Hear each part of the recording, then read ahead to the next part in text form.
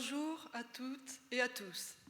Chers amis, je suis très heureuse de vous accueillir à Deauville pour ouvrir ces 28e rencontres. Pour moi, c'est la 5e fois, la dernière. Je ne vous cache pas mon émotion après toutes ces images que j'ai revues. Mais bon, j'ai tellement de choses à vous dire.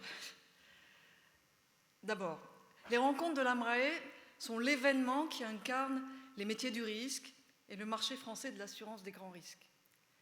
Des métiers passionnants, une industrie de personnes dont l'homme est le principal capital. La preuve, nous sommes plus de 3000 rassemblés aujourd'hui. Merci d'être venus si nombreux. Vous le savez, le marché, c'est la synthèse de toutes les transactions que vous menez pour les entreprises. Aussi, aujourd'hui, je voudrais vraiment vous rendre hommage. Rendre hommage à toutes vos intelligences et vos énergies arc-boutées sur des points hyper techniques pour faire bouger les lignes millimètre par millimètre, pour mettre en place les couvertures d'assurance qui protègent nos entreprises dans la compétition mondiale. Vous pouvez être fiers de vous. Applaudissez-vous.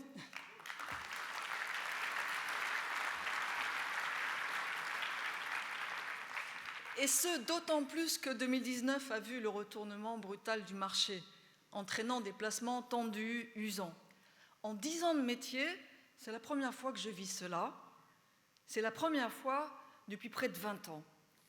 Alors cette année, les rencontres retrouvent bien leur raison d'être initiale, ce grand moment d'apaisement, de retour à la convivialité après les tensions.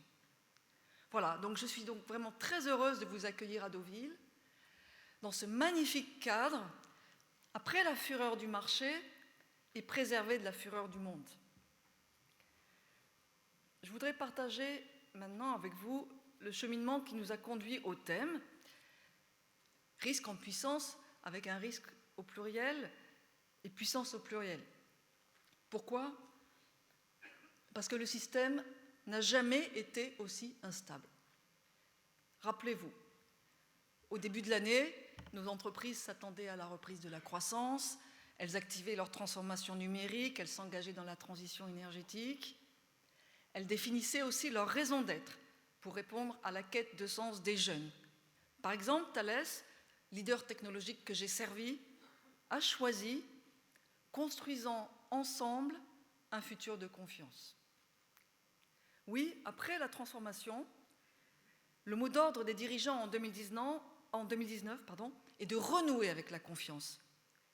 Mais les faits n'ont pas été tellement propices à la confiance. L'horizon recule encore. 2019 n'a pas été une année décisive, elle a été un point chaud, marquant le retour en force du risque politique.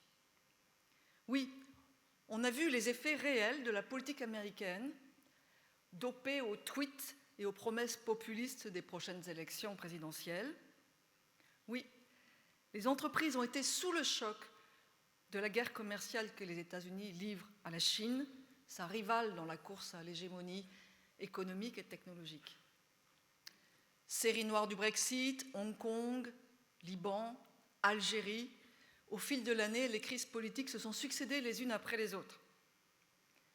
Partout sur la planète, et en particulier en France, les colères de la rue se sont enflammées, convergeant souvent sur les mêmes questions de justice sociale ou de liberté.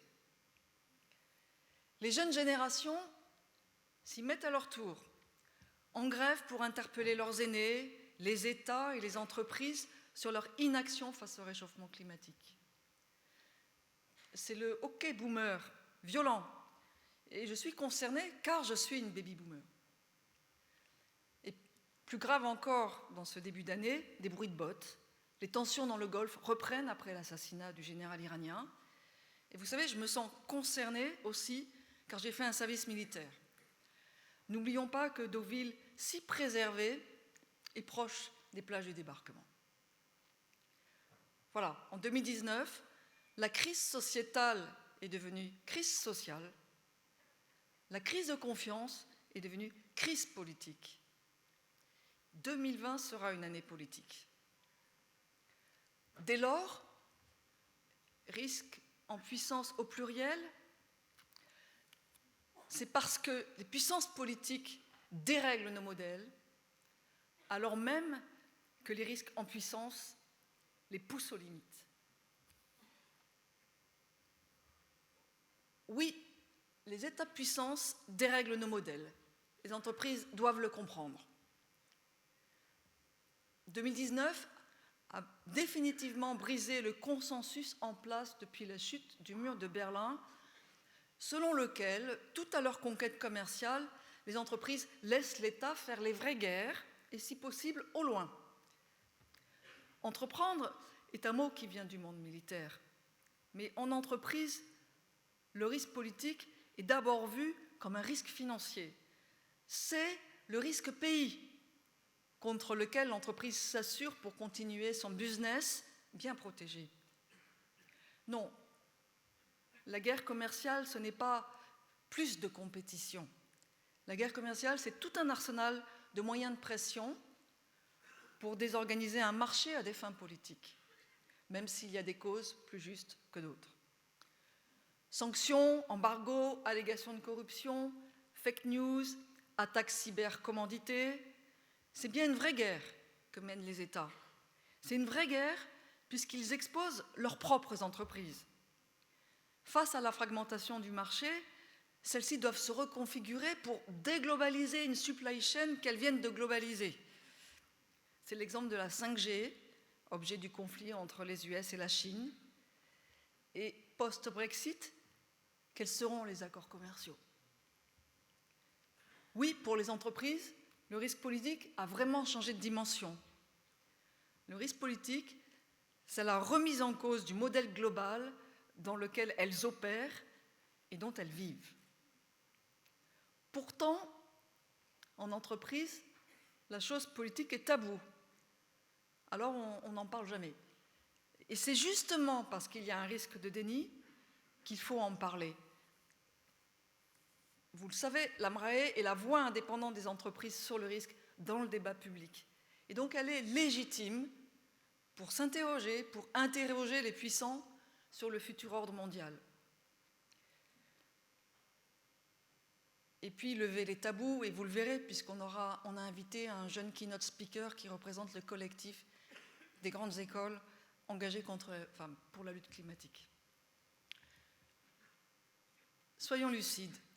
Le risque politique remet en cause nos modèles développés, l'entreprise globale et la démocratie. Il les dérègle alors même que nous faisons l'hypothèse de leur continuité pour maîtriser le futur. Comme on l'a dit à Davos, le monde géopolitique est devenu unsettled, à traduire de multiples façons, non maîtrisé, incertain, instable, dangereux, alors même que tous les autres risques prolifèrent. Oui, en même temps, les grands risques en puissance poussent nos modèles aux limites. Derrière le décorum des rencontres, il y a beaucoup de travail. J'ai relu nos travaux. Risques sans frontières, climat au risque, le risque manager au défi des nouvelles prises de risque, intelligence des risques face aux nouveaux caps, le risque au cœur de la transformation. C'est notre métier. Nous connaissons les risques du monde, leur cartographie présentée à Davos.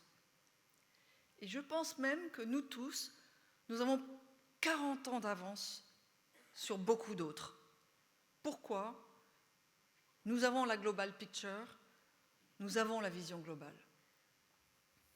Nous savons que les grands risques sont devenus planétaires. Nous savons que les risques opérationnels, climat, cyber, sanitaire, sont devenus aussi systémiques que les risques financiers. Et l'exemple du coronavirus nous le prouve depuis quelques jours. Nous savons qu'ils sont corrélés, volatiles. Et pour couronner le tout, nous savons qu'ils sont entrés dans des zones inexplorées, comme les taux négatifs, des zones irréversibles, comme le climat. Où sont les limites? Ces risques seront-ils soutenables et assurables pour les entreprises et la nation? Alors, risque en puissance, ça marche donc dans les deux sens. Les risques en puissance poussent bien nos modèles aux limites, alors même que les puissances politiques les dérèglent. En 2019, j'ai pris conscience de cette dynamique très préoccupante. C'est cette image du trou noir, telle la photo du rapport de Davos, où la planète bleue va-t-elle être aspirée par le trou noir? Voilà. Non.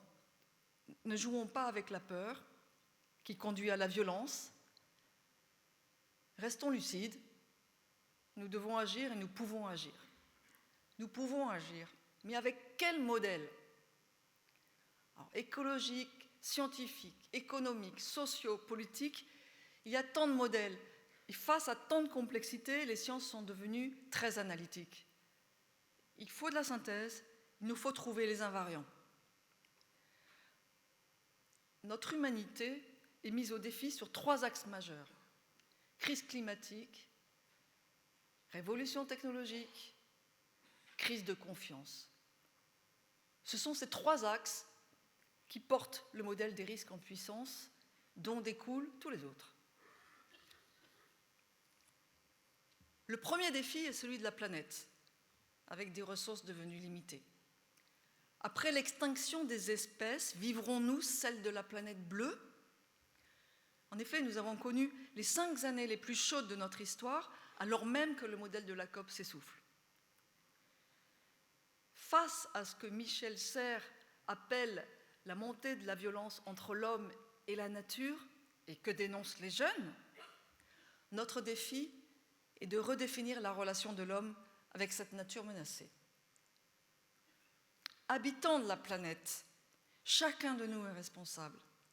Chacun de nous est responsable de définir son contrat avec la nature, son nouveau contrat naturel.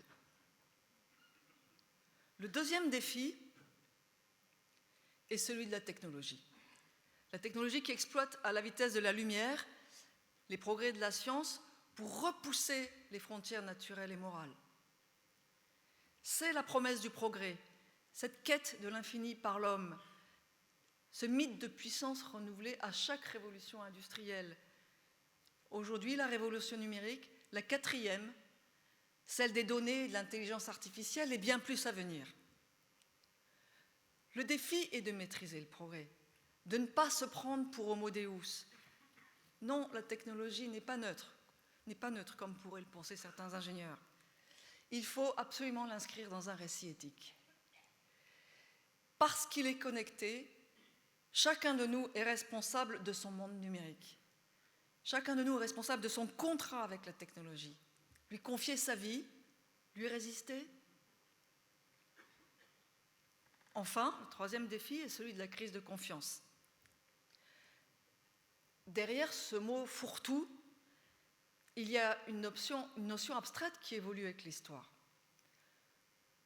Avec les Lumières, la confiance est devenue le fondement de nos sociétés civiles. C'est le contrat social de Rousseau, un pouvoir confié par le peuple souverain à l'autorité politique et qu'il peut lui retirer à tout moment.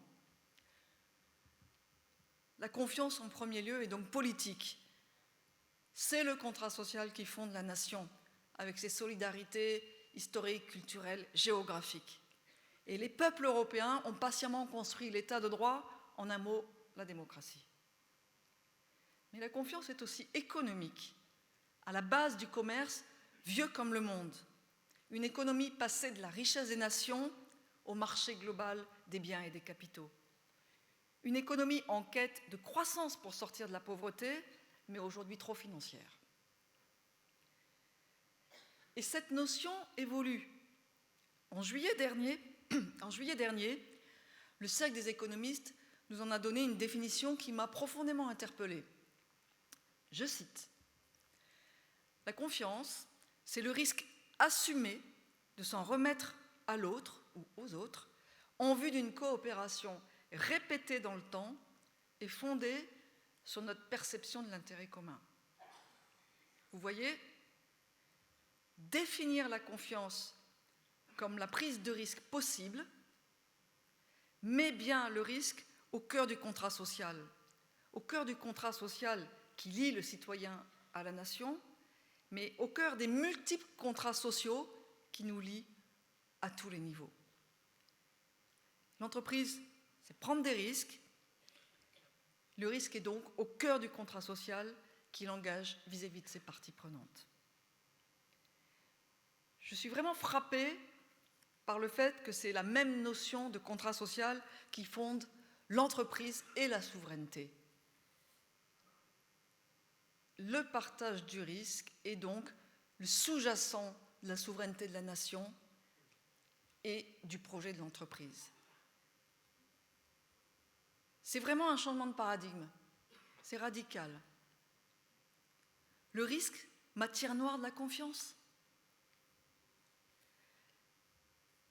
L'AMRAE en a acquis la conviction depuis quelque temps et elle la partage avec des dirigeants responsables.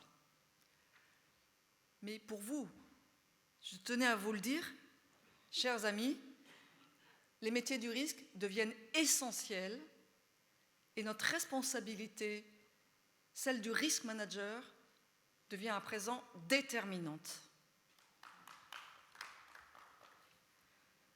En effet, nous vivons la fin d'un cycle économique qui n'a pas tenu ses promesses de prospérité. Jamais l'État n'a été autant questionné par la société pour qu'il la protège des nouveaux aléas économiques. L'économie redevient politique et l'entreprise le devient aussi. Mais plus encore, la société interroge l'État sur tous les risques en puissance. L'homme est le seul point fixe du système, il relie tout. Nos destins sont liés face à des risques planétaires. Alors, la résilience de chacun de nous conditionne la résilience de tous.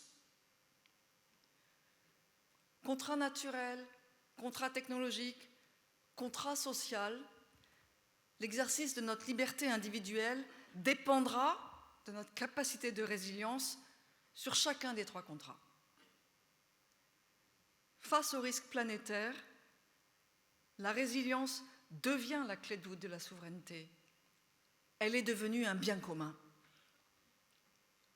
Et d'ailleurs, c'est bien ce qui sous-tend le comportement des États qui veulent reprendre le contrôle des risques de leur nation. Mais vous le savez, l'État ne peut pas répondre aux questions de la société sans les entreprises. On ne passe pas du risque à la résilience sans manager les risques. Et il est là le challenge.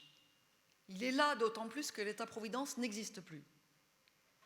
Qui peut alors concrètement manager les risques sinon les entreprises?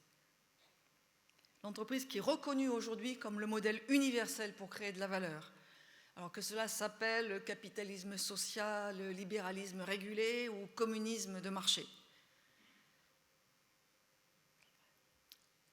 Depuis toujours, l'AMRAE croit en l'entreprise. Elle représente les entreprises. Et force est de constater que les entreprises performantes ont davantage bénéficié de la globalisation que les États affaiblis par les inégalités sociales. Oui, les entreprises sont devenues les nouvelles puissances. Elles sont riches, agiles, ancrées dans le réel, mieux placées pour innover rapidement. Certaines se comportent même comme des États, s'approprient les attributs de la souveraineté.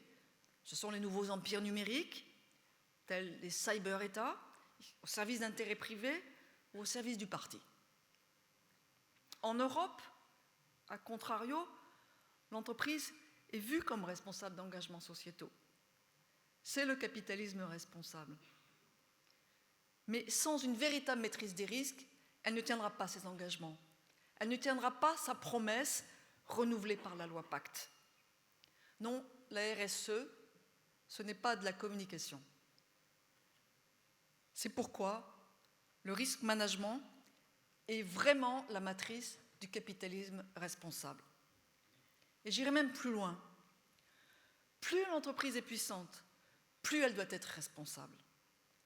Sa résilience et celle de la nation sont liées, absolument liées. Nous vivons le retour de l'entreprise citoyenne qui coopère avec l'État. Il faut parler de risk management. J'insiste, On ne passe pas du risque à la résilience sans manager les risques. On ne passe pas de la cartographie des risques à l'assurance sans manager les risques. Le risque, c'est la matière noire de l'entreprise. Le risque est au cœur de l'entreprise. Le risk management, c'est une écologie native, ancrée dans la gouvernance des lignes de défense, ancrée dans la bonne gouvernance, celle qui s'appuie sur les valeurs des dirigeants. C'est une démarche globale, à la fois stratégique et métier, soutenue dans la durée, évaluée en préparation des crises et mesurable.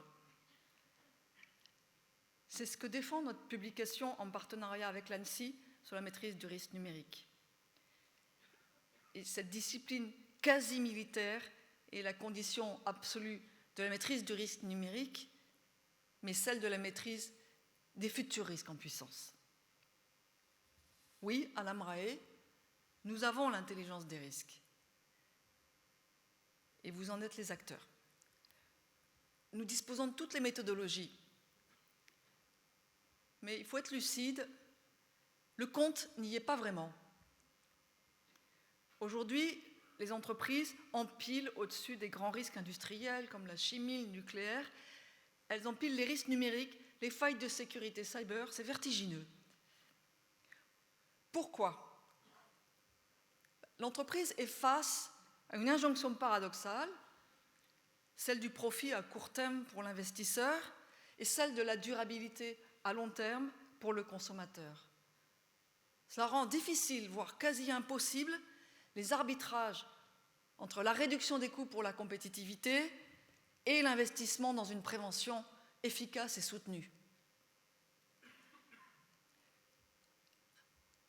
Alors que l'excès de confiance mène souvent à la catastrophe dont on connaît les conséquences. Dieselgate, Boeing, serait-ce le cas de Lubrizol? Non, les entreprises n'auront pas le beurre et l'argent du beurre. Il faut en sortir pour faire face aux risques en puissance. La solution existe. Il est temps de passer du risk management qualitatif au risk management quantitatif. Oui, les entreprises doivent mesurer le coût du risque pour y allouer les ressources nécessaires, pour y investir une portion de leurs résultats futurs dans la prévention, pour y allouer du capital en prévision des chocs. Et la technologie est là, elle est prête pour les y aider. Si les entreprises en font un standard de marché, alors le marché investira, soutenu par les agences de notation et les consommateurs. Sinon, les entreprises subiront les chocs. Que ce soit le choc carbone ou le choc cyber, elles subiront les bulles et la volatilité des primes de risque.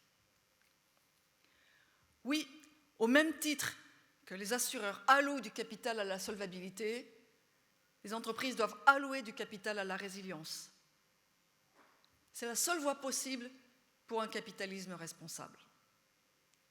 Et l'Europe, dans tout ça, elle deviendra une coalition pour la résilience. C'est son devoir de puissance.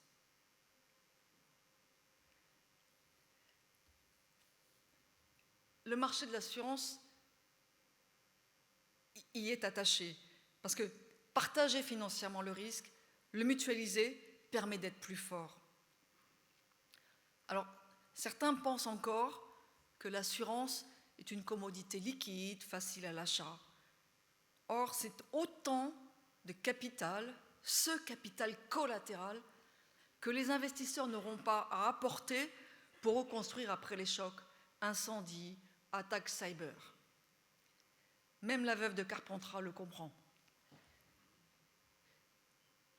Et donc, après le retournement du marché, il faut que tous ensemble nous allions au-delà des incompréhensions respectives, des coups de menton qui sont légitimes car il y a de part et d'autre des marges d'amélioration. En effet, je suis préoccupée par le fait que la fracture assurantielle des entreprises s'aggrave. Je suis préoccupée par le fait que les assureurs deviennent trop frileux des grands risques, alors même que les scénarios catastrophiques ne sont pas soutenables par l'assurance, sans assurance. Vous voyez le lapsus. Bien sûr, les taux négatifs mettent la pression sur les résultats techniques des assureurs, ils subissent aussi la pression des régulateurs et celle des investisseurs financiers. Mais je m'étonne quand même qu'on en arrive là. Je m'étonne aussi que les modèles de tarification se fassent toujours sur la projection du passé, comme aveugle du futur, alors que le profil mathématique du risque change à toute vitesse. Je m'étonne aussi que la technologie ne soit pas encore au service de notre communauté pour la modélisation de nos risques. Il est vraiment temps que les chercheurs et le big data nous apportent de nouvelles réponses à ces questions essentielles.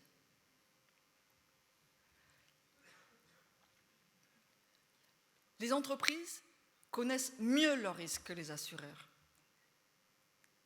C'est pour ça que si elles font plus de risk management, qu'elles y allouent plus de ressources, y compris le capital de leur captif d'assurance, alors je pense que nous pouvons amorcer un nouveau cercle vertueux de confiance dans le marché, ce marché auquel nous croyons, qui est majeur pour la résilience de notre économie.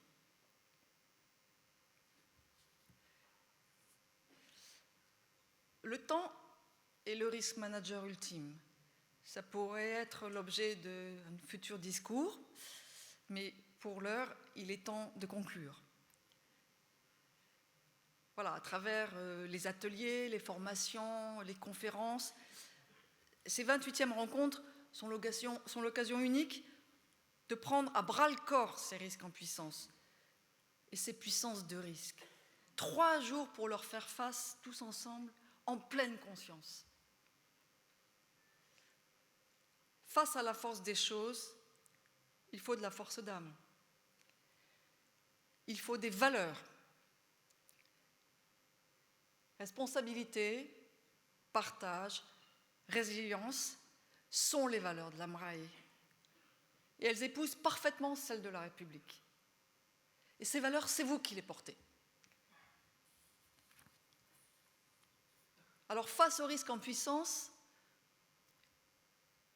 vous allez devoir mener un risk management de combat, avec toutes vos intelligences et vos énergies. Vous allez galvaniser la filière d'excellence des risk managers. Donc, pour conclure, je voudrais vous dire avec Winston Churchill, agissez comme s'il était impossible d'échouer. Alors, je déclare ouverte ces 28e rencontres et je vous dis à vendredi.